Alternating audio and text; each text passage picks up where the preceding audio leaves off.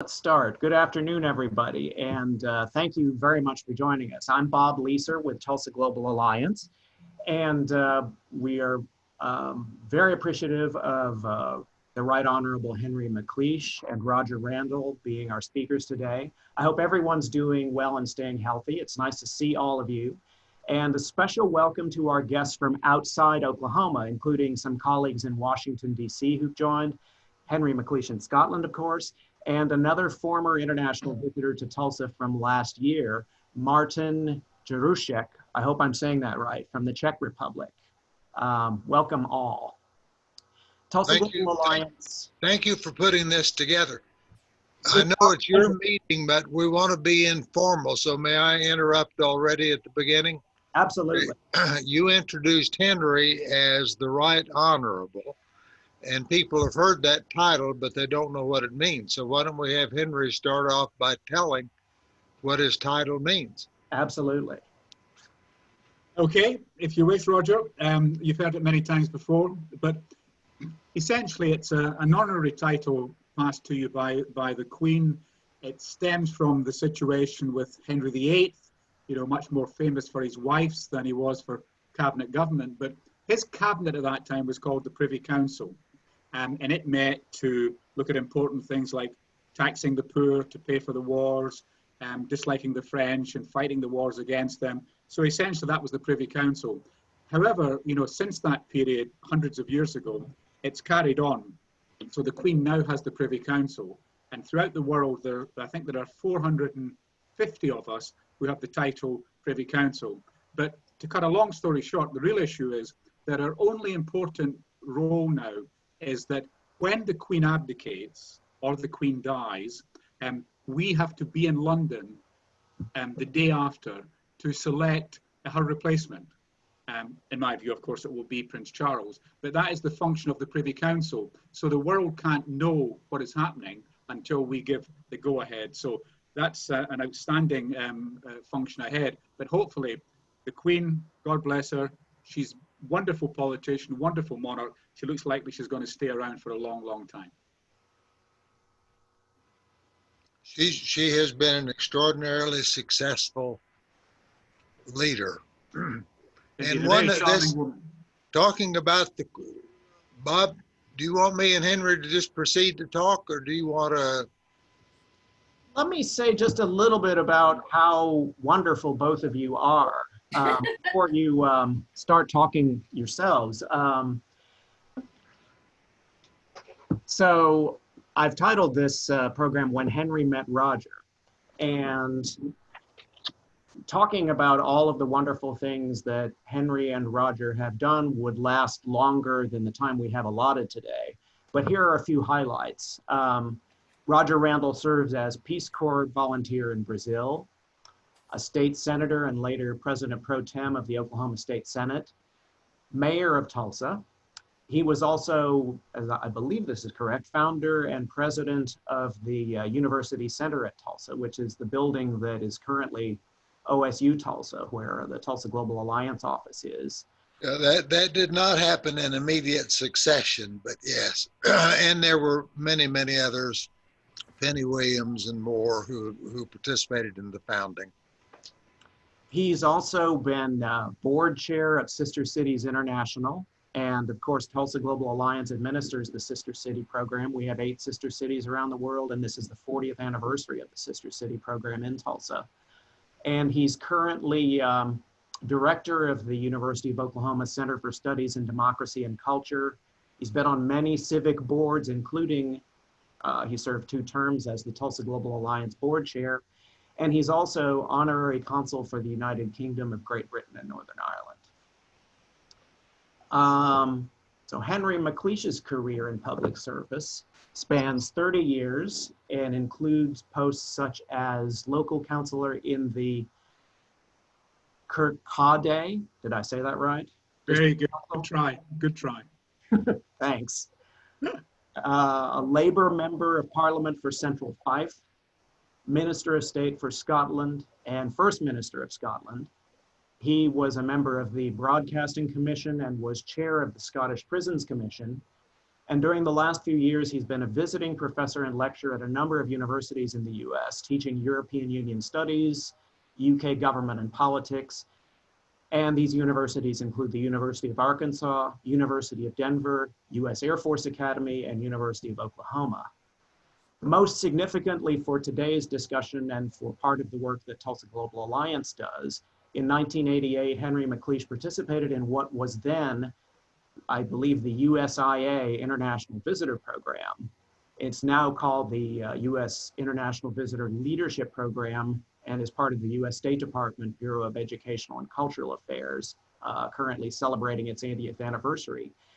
And this program brought Henry, among other places, to Tulsa, where he and Rodger met. And having set that stage, I'd like to turn the program over to you all. Okay, well, I want to make an observation before Henry gets a chance to say anything. And the observation simply is that, you know, the United States diplomatic people abroad have been over the years very smart about the folks they select to bring. And Henry is a great example of that, because Henry was a pretty junior member of parliament at that time, weren't you, Henry? Indeed. And then rose up to be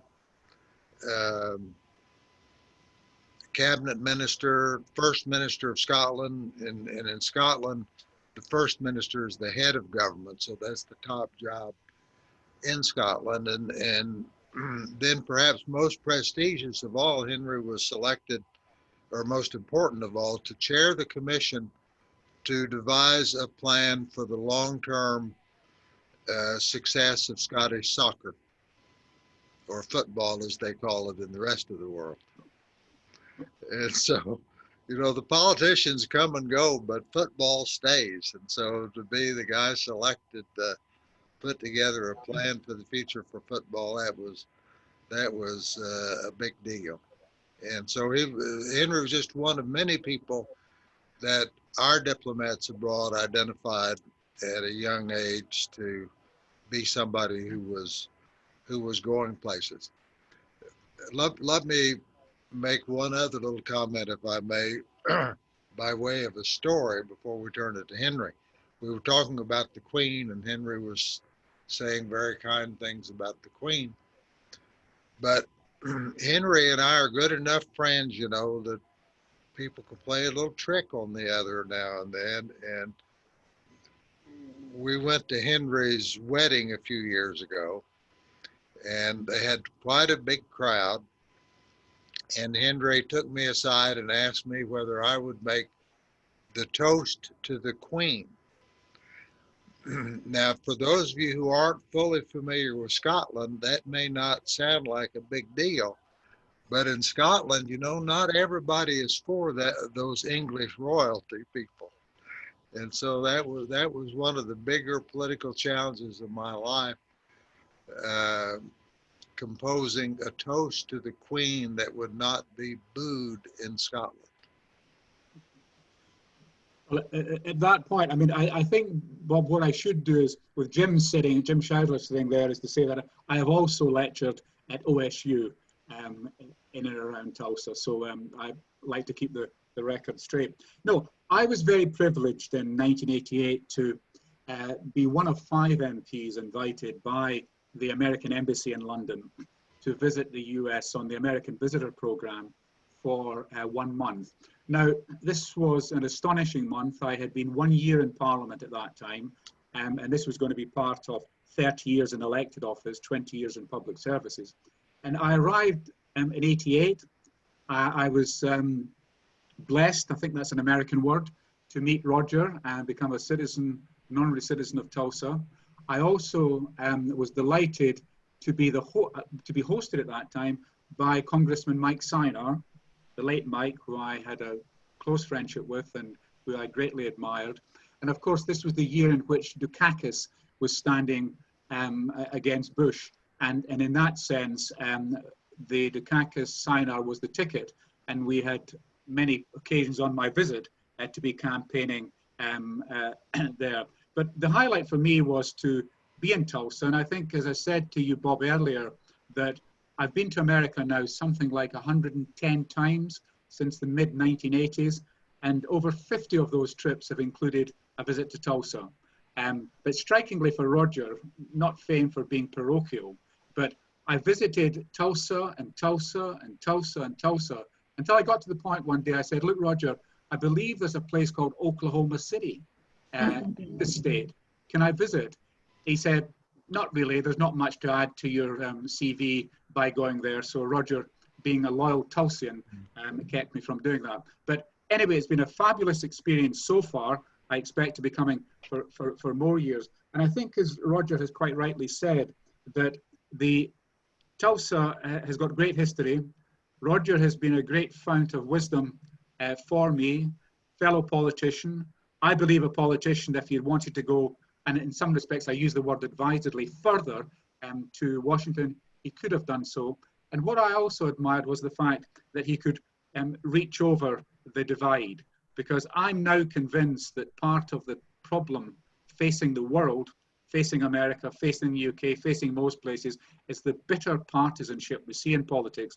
And why can't we have a situation, whether you're right or left or centre, that you can start to look at people's problems, look for solutions, without necessarily being burdened by party politics. So, Bob, it's been a great, great pleasure to have, first of all, arrived in Tulsa.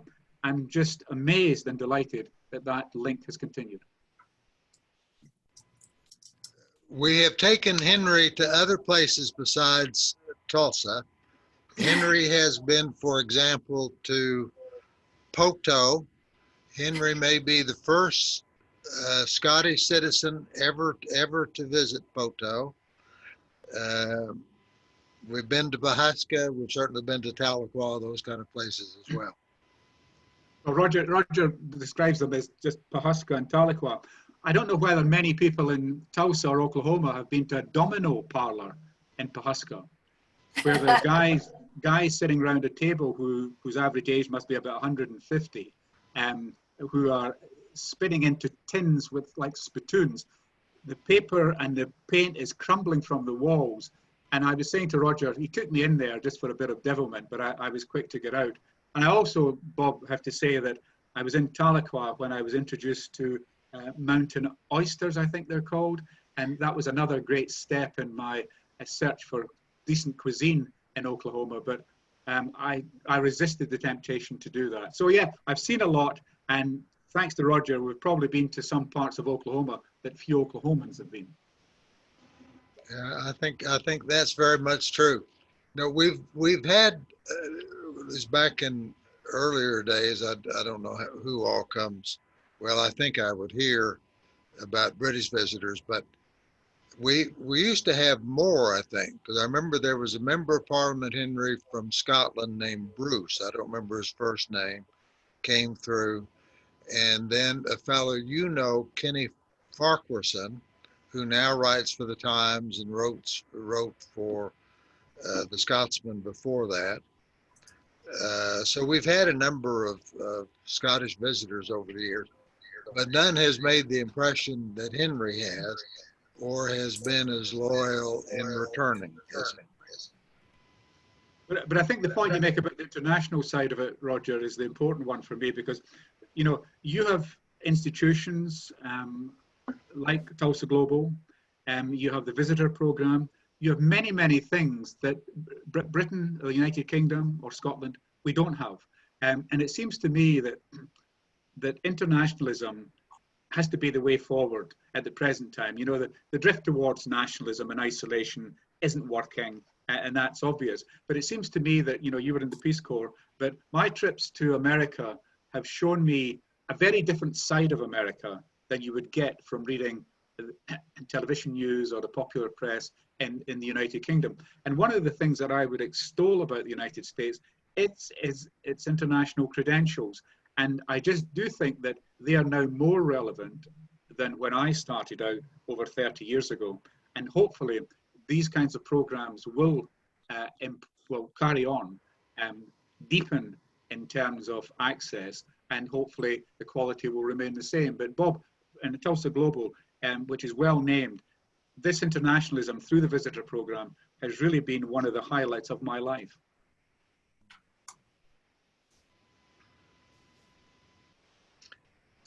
let me ask Henry a question, because you've visited Oklahoma many times, Tulsa. You visited other parts of the United States, lots of other parts of the United States, because Henry's been a regular visitor in Arkansas, Texas, has friends in Colorado and New York. But you've also spent time with Scottish groups in America. And tell us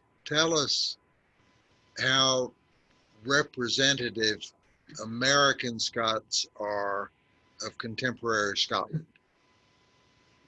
Well, I think with much grace, I would say that, obviously a lot of our descendants are born in America, and that's good.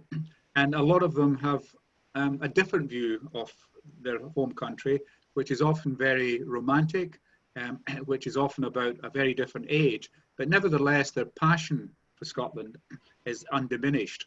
But I think in asking the question, Rodger, what I've been struck with is that, I'm working on a project just now. It's called the Declaration of Arbroath, which was supposed to be one of the declarations that influenced the signing of the Declaration of Independence.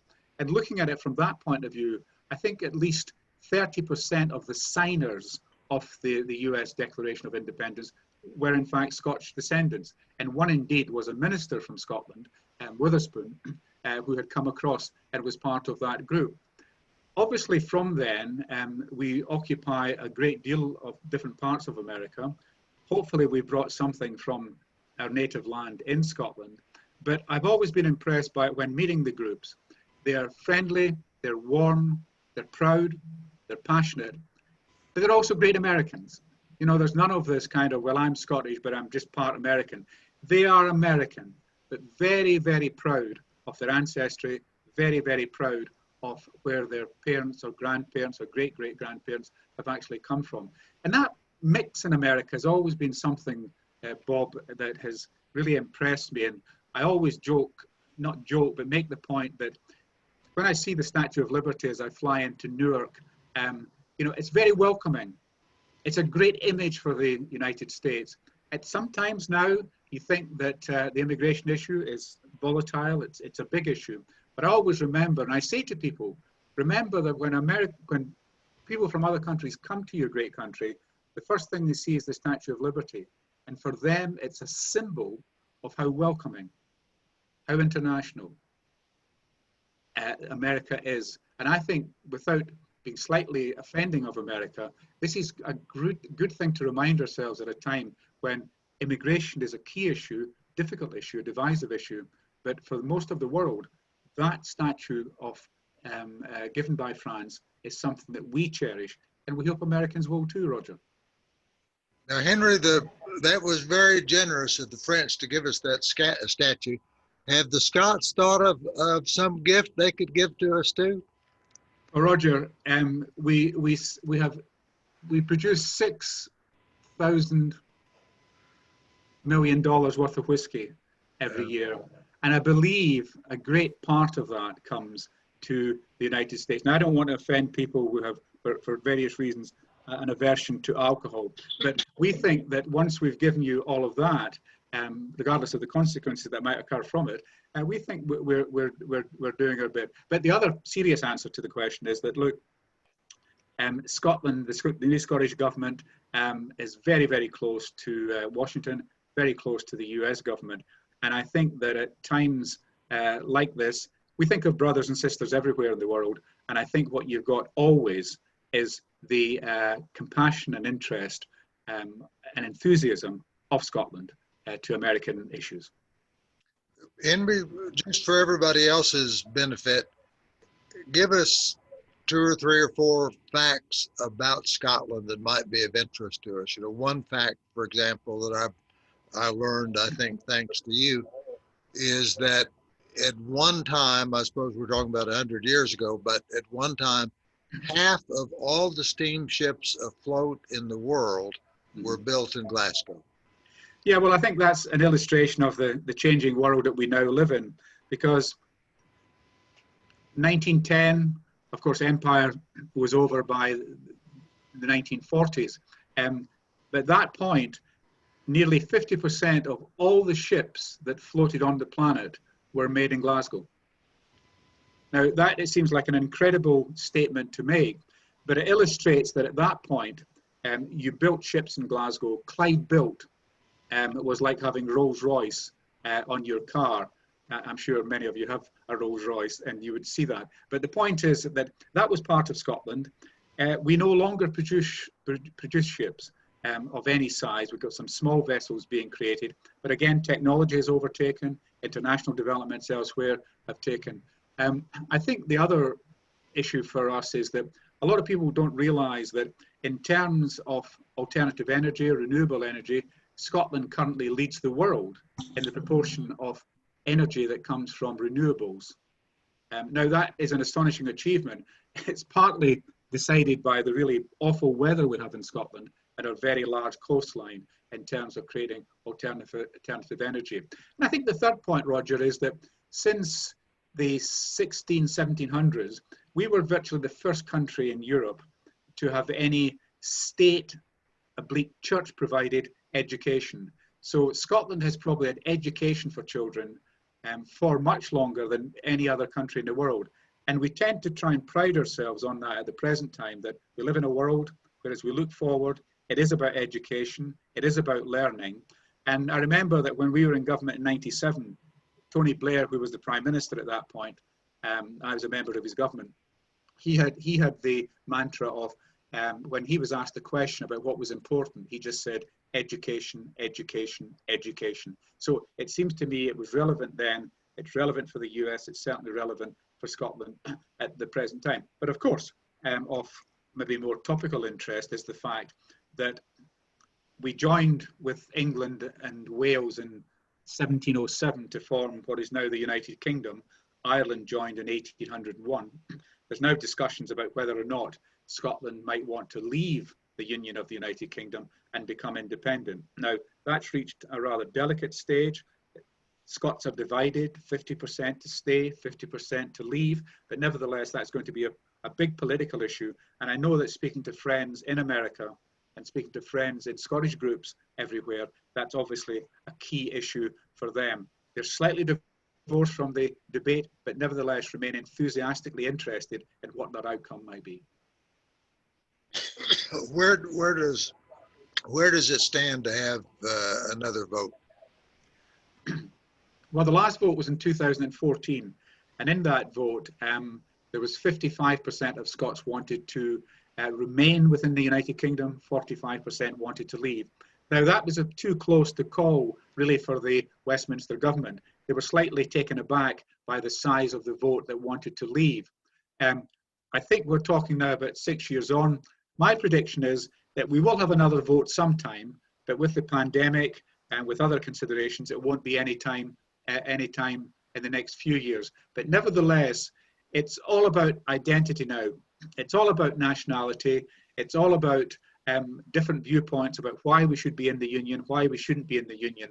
And to me, there are pros and cons, but nevertheless, it's an issue that will be resolved, I think, in a decade.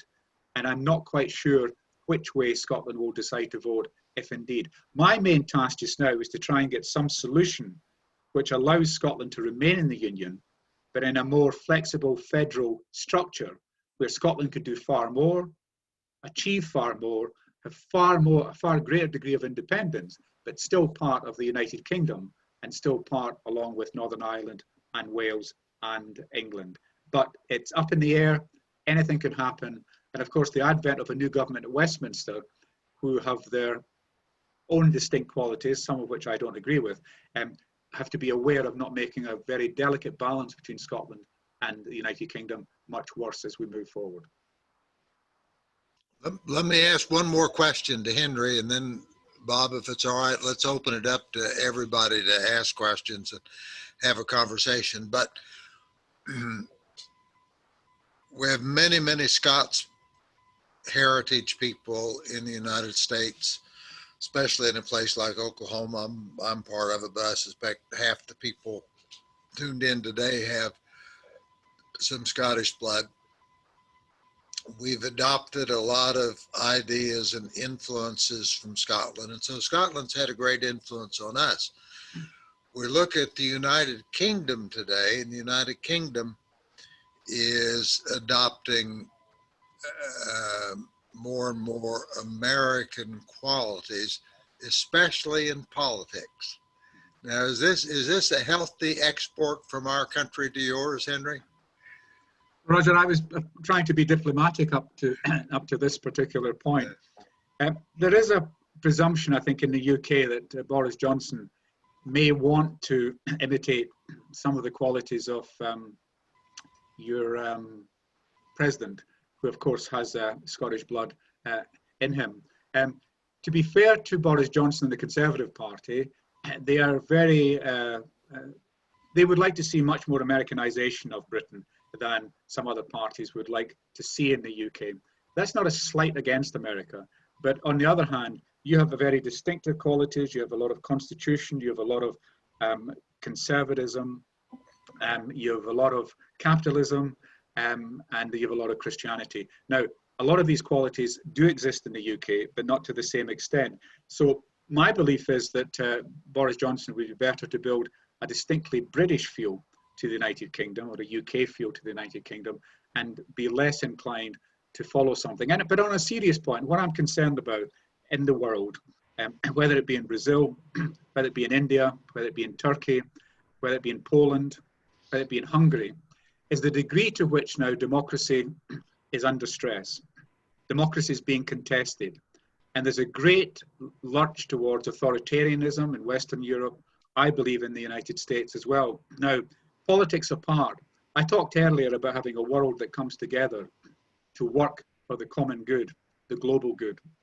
And quite frankly, authoritarianism, any kind of form of nationalism or isolationism is moving completely in the other direction. So for me in the UK, I don't want to see the UK part of that. I'd like to see the UK much more open to the world. And one of the problems, of course, is that if you're trying to produce a vaccine, and indeed today, it may not come to the US yet, but Russia has now said it has a vaccine, now producing it, now testing it, it is ready to go. Now, you can create some skepticism around that, but why is the world that needs to be together with pandemics and climate change just going in the other direction? Nobody takes sole responsibility for that. But you asked the question about the United Kingdom. I certainly don't want us to see us go down that road. And I want us to work maybe slightly naively with other countries to tackle issues that don't respect borders, don't respect boundaries, but are looking for common solutions for ordinary common people. Bob, do you want to moderate? Yeah, sure. I'm going to start. We already have a few questions in the chat, and I'll start reading them one at a time. First of all, from John Harper, how would you rate the veracity of the book, How the Scots Invented the World by Arthur Herman? A bit over the top or spot on? I don't think spot on would be entirely relevant. I think we've had our qualities over many, many centuries and decades, John, but I do think the book was maybe well intended and ferociously written on behalf of Scotland. But I'd like to think we've contributed to the world. I don't think we've led the world. In some areas like medicine, we certainly have. But on the other hand, I think the book must have been partly written with tongue in cheek. I meet so many Scottish groups all over America. We're proud of their ancestry. But at the end of the day, this point about we invented the world, some people think we then stole that title from a book that was written about Ireland, and they stole it from a book that was written about China. So I think every country has the possibilities of saying how they invented the world. We've been part of inventions. We're talking earlier about shipbuilding. A lot of things have changed since then. So at points in time, countries have made great contributions. Now, if you can add all of that up and suggest that they've changed the world, that's a very bold statement to make. I don't quite agree with it, but I do think Scotland's played its part in contributing to many betterments in the world. And I'm quite happy to stop there. I think if you go further on issues like that, then you don't want to fall into the camp of delusional, because there's a lot of that around, living in the past, thinking about the past, indeed to the point that we don't think about the future so much. We just seem to go to war with each other about the situation now and where we thought it was in the past. Thank you. We have two questions from Michelle McManus, which I'll read together since they both seem to be about Scotland and the EU. First question is, apparently Donald Tusk would be enthusiastic to welcome Scotland into the EU. Please comment. And then the second question is, I read that Christy Hughes of the Scottish Centre on European Relations has said the EU would welcome an independent Scotland into the trading bloc. Please comment. Well, I think both sentiments are possibly true. But I think with Donald Tusk, I mean, Donald is no longer involved, but nevertheless, if Scotland was an independent country out of the 27 countries now with the UK leaving, Scotland would be the 13th or 14th largest country. Scotland could be an independent then, but there's really no problems about Scotland applying. I mean, you take Estonia, Latvia, Lithuania, together, they form about 4 million population. Scotland is currently 5.6 million people. The problems with the EU and Scotland are not so much about Donald Tusk and the former presidency, but about, for example, Spain. Spain has some real problems with its own provinces or states. And would it, I mean, for example, to join the EU, you need to have a unanimity. So if Scotland applied sometime, 27 out of 27 countries would have to say yes. And it could well be because of some Spanish issues. They might decide, well, if we give it to Scotland membership of the EU, then some parts of Spain may want to have the same privileges. And there's been some trouble in Spain on that particular issue. So it won't be plain sailing, but there are really no constitutional issues that would prevent Scotland from moving there. But on the other hand, would Scotland then have to leave the UK to do that? Yes, it would. So you'd be talking about Scotland leaving the UK, joining the EU, then we'd have a border between Scotland and England, and that would be a European Union border because we'd be part of the EU. It's very, very difficult to look ahead and see that. On the other hand, if we did leave, I would be an enthusiast to join the EU because I've made the comment often that I think that leaving the EU, the United Kingdom leaving the EU, was an act of collective self-harm, which we will only see the dangers of as we move ahead. In terms of the trade situation, Scotland is a trading nation. We're very open-minded. Of course, our biggest trading partner is England at the present time. So therefore, that would be an issue if we were in the EU and England was out of the EU. But to me, there are problems, but there's also solutions. So I would think that Scotland would be accepted as a good trading partner. We're very open in that sense. And so therefore that wouldn't be an impediment to us joining the EU if and when negotiations were to start, if and when Scotland left the United Kingdom, and if indeed Scots decided at that point they wanted to join the EU. Thank you.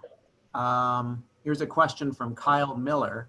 How do Scots feel about consensus building regarding the concept of simple majority versus supermajority, 60% or higher? Well, I got some very strong views on the electoral system and voting procedures. I mean, if I could be slightly provocative, I mean, it strikes me that way down the line after 1776, you're grappling pretty seriously with two parties representing 320 million people and probably one of the greatest diversities in the world. I don't know how you do that. And it seems to me that you have the first past the post system, which again is very exclusive. And I believe that electoral reform, different majority voting systems would be of help. And I want to illustrate by just talking about the United Kingdom. In the Scottish Parliament, part of the vote is first past the post, as you have. The other part is proportional representation, where the volume of votes in any community are better reflected in the Parliament. The only institution in the United Kingdom that doesn't have, that retains first past the post is Westminster Parliament. That's about history, it's about exceptionalism, it's about, we'll do it how we want to do it with no regard for the changes that might lead to. So as we move forward, we take the Congress, The checks and balances your founding fathers introduced are working so well now that the Congress is nearly moribund. It's nearly dysfunctional. It doesn't agree on much. It doesn't pass much. It doesn't take the country forward. Now, that's about partisan politics as well as the distribution of politics. And it seems to me, though, that if you have an America of diversity, why shouldn't you have multiple parties? In the United Kingdom, in Scotland, we have 10, 15 parties. Maybe 5 or 6 or 7 or 8 of them could actually win seats in elections. If you look at successful Germany, which I think leads the world at the present time in terms of leadership, if you took at Western Europe, they have more consensus because they have coalitions. No party has an overall majority. Democrats can't come in and tell the Republicans what to do and vice versa. Labour can't tell the Conservatives what to do in Britain and vice versa. They've got common problems to tackle. They put their partisanship behind them and they start to discuss solutions to problems that evade parties that support first past the post. So I think first past the post is primitive. I think someday in the United States that use will be ended. I hope in Britain the United Kingdom Parliament will actually move much quicker. Learn lessons from some of the European countries where consensus, coalition, cooperation are much more important, especially dealing with some of the problems we've got internationally. A slightly different topic question here from Eric Marshall. And Henry, if you haven't met him before, Eric Marshall is the founder and brewmaster of Marshall Brewing Company in Tulsa. What is your whiskey of choice? Macallan. Macallan from the northeast of Scotland is one of my favorites. I've been very privileged to have some older bottles of it from 25, 40 years up, but nevertheless, it's a fine drink.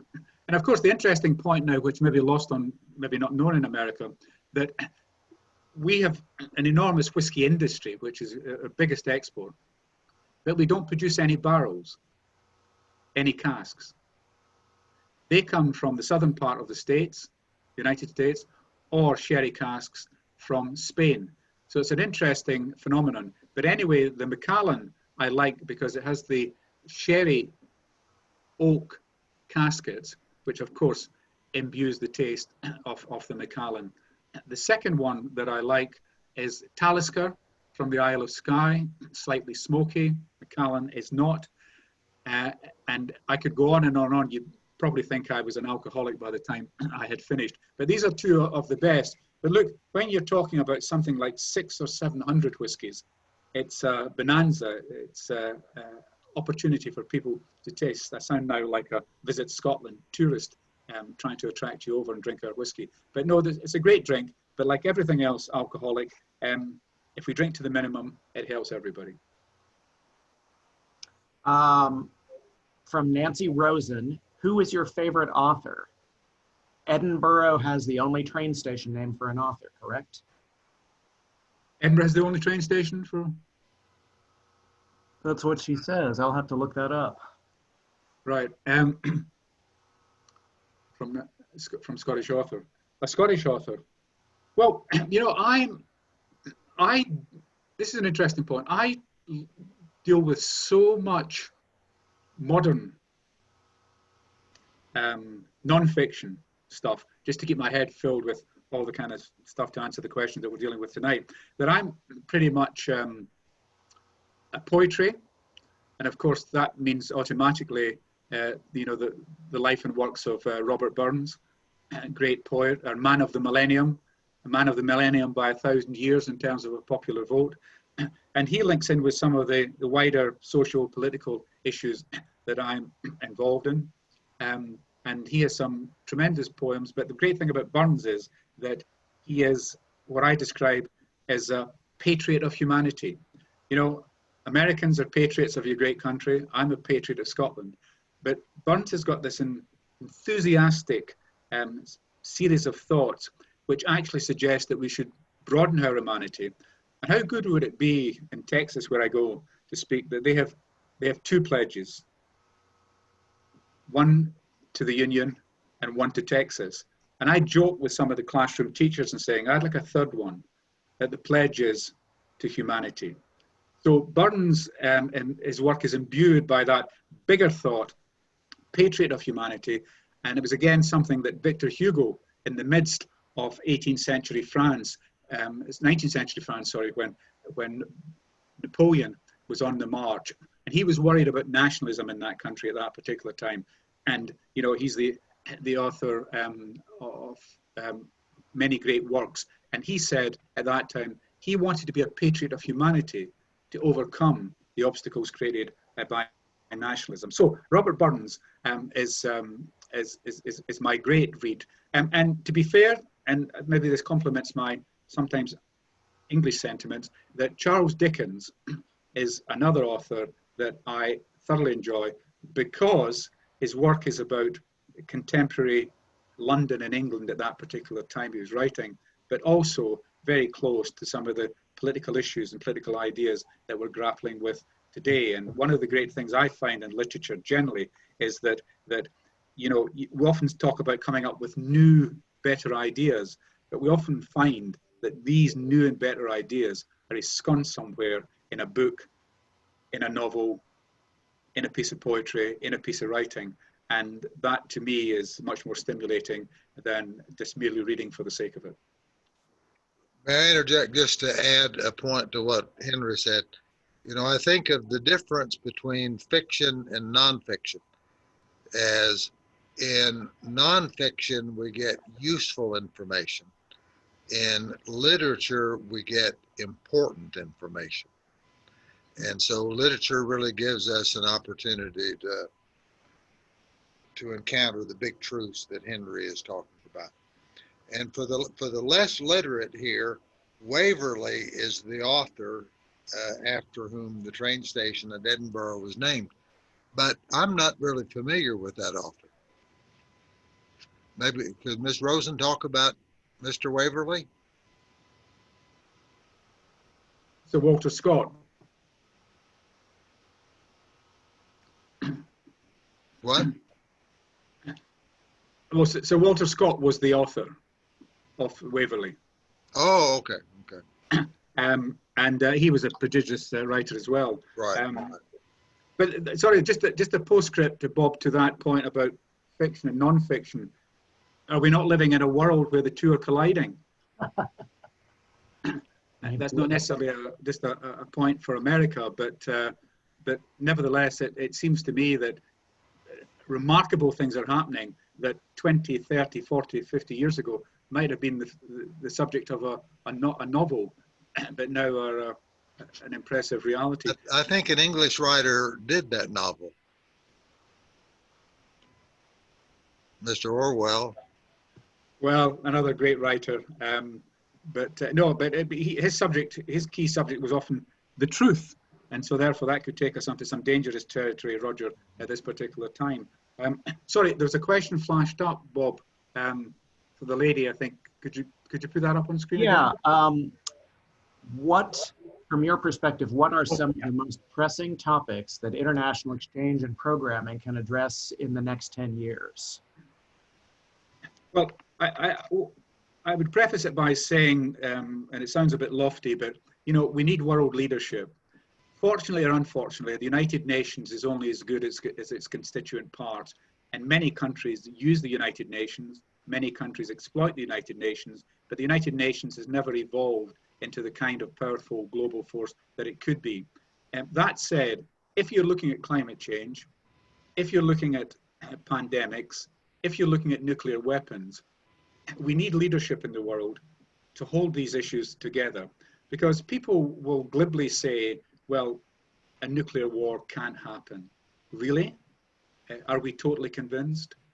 Then we've got the deniers on climate change, where ice is melting, Florida's sea levels are rising, it's all around us. And then we have a pandemic in which it starts in China, and then called by the United States president, the Chinese flu.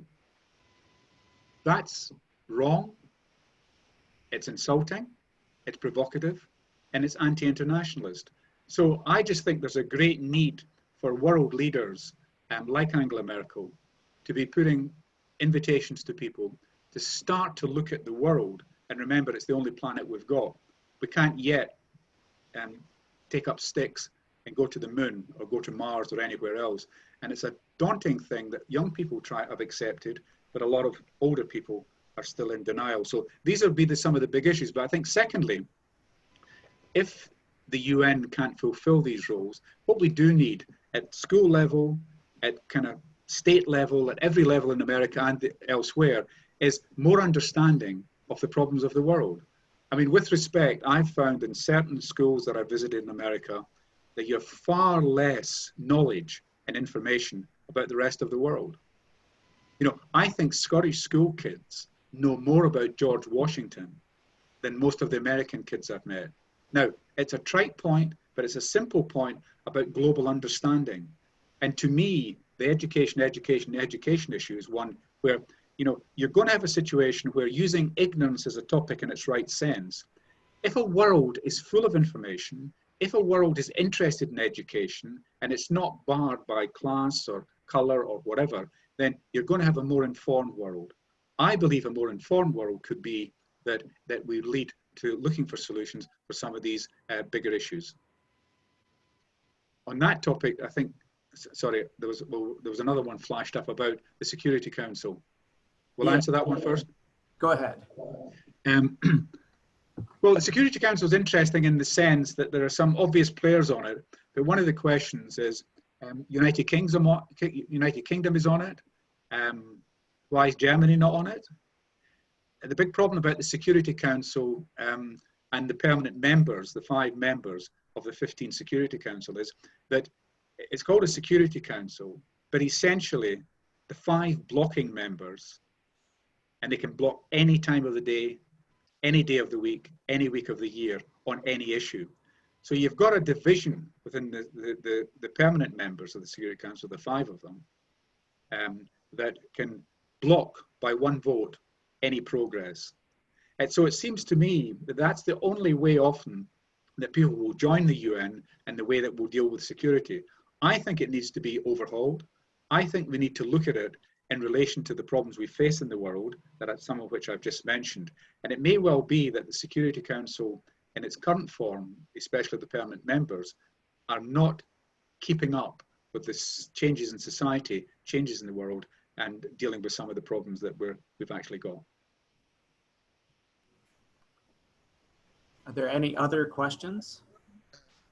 May I ask one? Henry, you've spent time here, spent time in the British politics. Give us your analysis of the plus and minuses of the American system versus the parliamentary system. That's a significant question, Roger. I've always been one in the United Kingdom to argue for a constitution. We're one of the 4 countries in the world that doesn't have a written constitution or a codified constitution. It ostensibly means that the parliament is sovereign, the parliament can decide whatever it wants, and apart from some courts, you know, there's not a block on what that can actually achieve. So I've always been a great believer in a written constitution, and of course, the United States is one of the very famous ones in the world. The second point I would make, though, about your system, and forgive me, I'm a visitor, so I don't want to be too critical, but the Constitution, in my judgment, has been amended, not that many times, but it's significantly out of date now when we're dealing with issues of Congress, when we're dealing with issues, and to be provocative, the Second Amendment. When I've read the Second Amendment 1,000 times, and not once has it led me to believe that this is a mass allowing of everyone to bear weapons. It was conceived in another era, conceived when Mad George III was running around in the United Kingdom.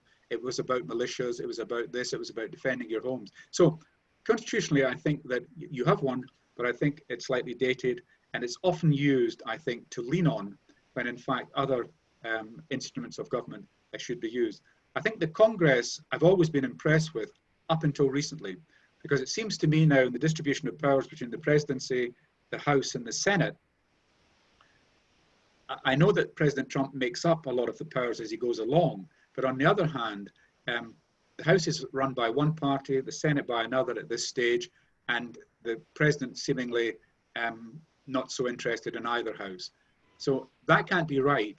And it seems to me that America's divided now so bitterly politically that can you bring it together so that the Congress will serve its useful purpose, which is to legislate, to oversee, and to be part of the big check and balance on the presidency. As far as the UK is concerned, I'm disappointed at the UK because A, we don't have a constitution, B, we have first past the post, and C, that a country that used to be as powerful in the world as you are now, America, we are not changing. We're still influenced by colonialism. We're still influenced by a bit of delusion about the past, a bit about empire. And it was Neil Aitchison, who was, I think, in the Kennedy era, Secretary of State. He made this remarkable point then, which annoyed the Prime Minister, Harold Macmillan. But he said that Britain had lost an empire, but had not yet found a role. I perceive that that criticism of the United Kingdom is as live today as it was when Dean Aitchison made it nearly 60 years ago. So these are some of the differences, Roger. It's a big subject, but I think there's massive room for improvements in both countries. And at the end of the day, we are serving the people, we are serving the citizens. And one often ignored aspect of all of this, you know, to go back to the Greeks about democracy, demos and kratos, power of the people. I'm not sure people have a great influence on your politics, and I don't think we have a great influence on the politics that I was involved in at Westminster over 30 years ago. Well, you may not hear the quote from Mark Twain back in Scotland, but this is one for you to use if you're not familiar with it already, which is, if elections really mattered, they wouldn't let us have them. No, look, you wouldn't believe how many times I use that in articles that I write. It's a great piece of American wisdom, and so true. Okay, let me ask you a difficult question in a way. Let's look just at Scotland, and we look at the political leadership that Scotland has had since devolution, since the granting of greater home government. David Dewar, yourself, Alex Salmon, Sturgeon, the current First Minister. You know, we look at these folks and they're all extraordinary. How does Scotland produce such a succession of such talented people? Right. That's a very kind question, Roger, and thanks for the compliment implied there. Well, look, one of the issues about Scotland is that we're often, I don't know whether you know the word, it's spelled D-O-U-R, doer, and it's to describe a kind of rainy day, a miserable... In Oklahoma, that's dour. Okay, right, dour. And we're pretty matter of fact. You know, if you look at Nicola Sturgeon just now, there's been a major issue about schooling, and she stood up yesterday and just apologized and said, I got it wrong. How refreshing. How many people in the Congress or in the presidency or at Westminster would stand up and say, sorry, I got it completely wrong. I apologize to those that were involved. So I think there's a degree of honesty with the public, a degree that you can apologize, a degree that you can say sorry. That's often not prevalent in the US, it's not prevalent in the UK. I think the other point, Roger, is at this stage, we are a smaller country. We're 5.6 million, same size as Norway and Sweden and Denmark and Finland, 10 times, 20 times bigger than Iceland. But these are small, successful countries that have no great conceit of themselves, an idea that they're in government to do some work and solve problems, not to fight each other till the blood's running down the aisle instead of people crossing it. So I think there's a general view that in politics it might be a bit dull in Scotland, but we're addressing the issues, and we feel the public at times are much closer to that reality than they are with Westminster. And I don't want to be too critical of the present Prime Minister, but you know, he is a great advocate of boosting morale. But that boosting of morale has got to be with the trust and confidence of the people you represent. And I believe that in Scotland, we've tried to do that. We've made mistakes, but on the other hand, we've tried earnestly to try and provide solutions to the problems that people face. Now that the Russians have invented a vaccine, our coronavirus problems may be gone soon. And Henry is planning to be back here in Tulsa for the elections in November. And so we encourage everyone to lay in their supply of Macallan so that Henry will be well supplied while he is here. Well, let me just say as a postscript on that, without getting too political, I've tried to avoid that, is that since it's Russia that's invented the vaccine, then I'm sure your president will have been speaking to him already. They're good mates, I believe, good friends. Nobody in the rest of the world understands why that relationship exists, but let's take it at face value. And I'm sure that billions of sets of the vaccine will be on their way now to every port in America. So, as he would say, Rodger, God bless America. Well, you know, it's also a proof that we can all change. Indeed. Because I'm not going to take one of those vaccines from Russia. Bob, it's back to you. Well, we're now just after 1 o'clock, and I want to be mindful of everyone's time. So I would like to just thank Henry and Rodger very much for taking time to join us today. Thanks for demonstrating the lasting power of citizen diplomacy. And we appreciate everyone who's joined. So take a minute to unmute yourselves and let's applaud our speakers. Thank you. Thank you very much, Bob. Thank you very much. Thank you very much. Thank you. Greetings from the Czech Republic. Please follow Tulsa Thank you. Alliance for future programs. We'd love to see Thank you you. again. Thank you. Thanks for putting this together, Bob.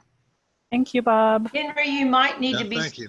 you might be here a long time with the election. It may not be over at the time. I'm quarantined with a bottle of Macallan. I'll be quite happy, yes. Very good. Get a case. You're going to need a case or more. Okay, I'm happy to do that. Who knows? So cheers then, and greetings from the Czech Republic. Cheers.